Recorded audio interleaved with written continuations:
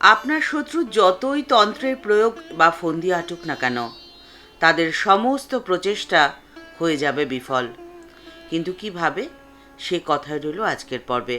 তাই ভিডিওর শেষ পর্যন্ত থাকার অনুরোধ করছি। নমস্কার বন্ধুরা, প্রেরণা বাংলা মোটিভেশন চ্যানেলের আজকের পর্বে সবার আমন্ত্রণ রইল। আশা করি সকলে ভালো আছেন, সুস্থ আছেন। মানুষ এখন আর সহযোগী নয়, প্রতিযোগী। আপনাকে সাথে নিয়ে নয়, আপনাকে পেছনে ফেলে এগিয়ে যাওয়ার এক অসুস্থ প্রতিযোগিতায় নাম লিখিয়েছে সবাই। যেভাবে হোক, যেমন করে হোক, আপনাকে কিছুতেই এগিয়ে যেতে দেবে না তারা। আর এর জন্যে নানান ফন্দি, ফিকির, তন্ত্র মন্ত্রের প্রয়োগ করতেও পিছিয়ে যায় না। তন্ত্র সাধনা সে তো এক উচ্চতম সাধন পথ। সে প্রসঙ্গ আজকের আলোচিত বিষয় নয়। কিন্তু আপনার ক্ষতি করার উদ্দেশ্যে যে বা যারা তন্ত্র বা মন্ত্রের প্রয়োগ করছে, তাদেরকে তো থামাতে হবে আপনাকে। আর মাত্র একটি পথেই আপনি তাদের থামাতে পারবেন। তারা যতই চেষ্টা করুক না কেন, তাদের সমস্ত প্রচেষ্টাকে আপনি করে দিতে পারেন ব্যর্থ, বিফল। শাস্ত্রে বলা হয়েছে, যত্র নারীস্তু পূজ্যান্তে রমন্তে তত্র দেবতা। অর্থাৎ নারীরা যেখানে পূজ্য, সেখানে দেবতাদেরও সানন্দ অবস্থান। একদিন ঠাকুর শ্রী রামকৃষ্ণ পরমহংসদেব এক ভক্তকে বলছেন, ও মহাশক্তি, ওকে রাগাসনি। ও যার উপরে রেগে যাবে, তাকে রক্ষা করার শক্তি যে আমারও নেই।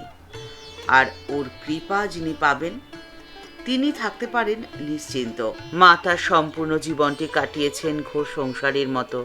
মা সংসারের সমস্ত কাজকর্ম করতেন, কিন্তু কোনো কর্ম বা কর্মফলে লিপ্ত তিনি থাকতেন না। কারণ মা ছিলেন পূর্ণ জ্ঞানী, ব্রহ্মজ্ঞানী। আর ঠিক সেই জন্যেই মাকে কোনো কিছু স্পর্শ করতে পারেনি। মায়ের মহাশক্তির কথা, মায়ের প্রকৃত স্বরূপের কথা মাঝে মাঝে মা নিজে মুখেই বলে ফেলতেন।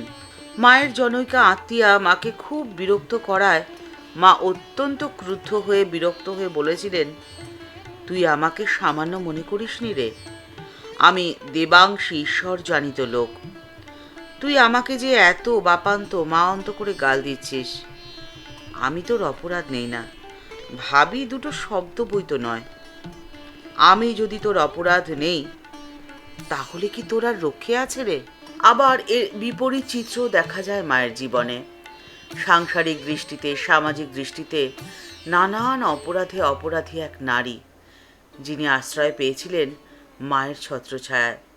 দক্ষিণেশ্বরে মায়ের কাছে তিনি প্রায়ই আসতেন, এবং তার স্বভাব চরিত্র খুব একটা ভালো না থাকার জন্যে ঠাকুর মাকে নিষেধ করে দিয়েছিলেন সেই নারীর সাথে বেশি মেলামেশা না করার জন্যে।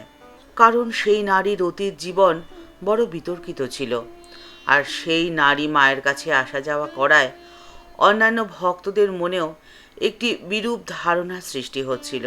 সেই নারীর মায়ের কাছে আসা নিয়ে ঠাকুর মাকে সতর্কবার্তা দেওয়া সত্ত্বেও মা কিন্তু তার সাথে মেলামেশা বন্ধ করেনি।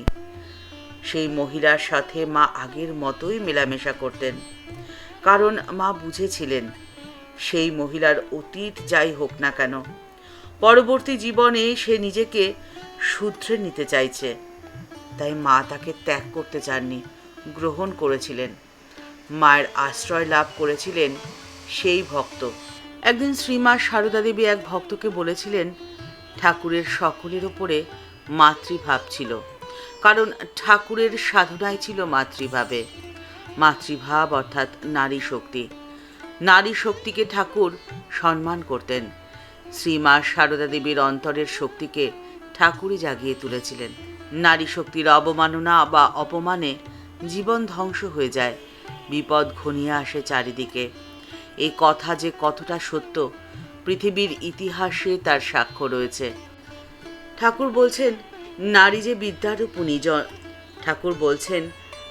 যে বিদ্যারূপিণী জননী, যিনি জগৎ রূপে আছেন সর্বব্যাপী হয়ে, তিনিই যে জননী। আপনার জীবন পথের সমস্ত বাধা বিপদ দূর করে দেওয়ার শক্তি রয়েছে তার কাছেই।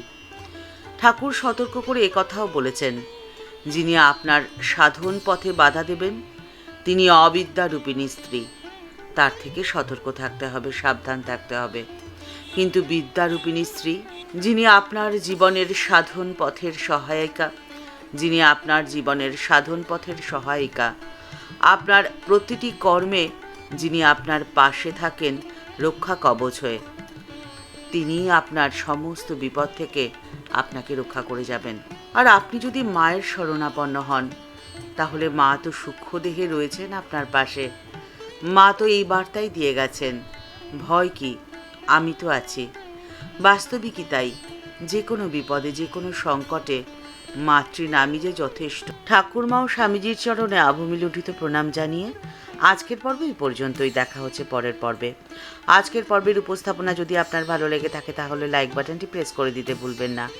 আর আপনার মতামতটি কমেন্টস বক্সের মধ্যে জানালে আমাদের ভালো লাগবে। আপনি যদি এই চ্যানেলে নতুন এসে থাকেন তাহলে চ্যানেলটি সাবস্ক্রাইব করে বেল বাটনটা ক্লিক করে দিয়ে অল বাটনটিতে ক্লিক করে দিতে পারেন। তাহলে এই চ্যানেলে ভিডিও আপলোড হওয়ার সাথে সাথেই আপনার কাছে নোটিফিকেশানটি চলে যাবে। আপনার যদি এই ভিডিওটি ভালো লেগে থাকে তাহলে অনেকের মধ্যে শেয়ার করে দিতে পারেন। সবাই ভালো থাকবেন, সুস্থ থাকবেন। দেখা হচ্ছে পরের পর্বে। নমস্কার।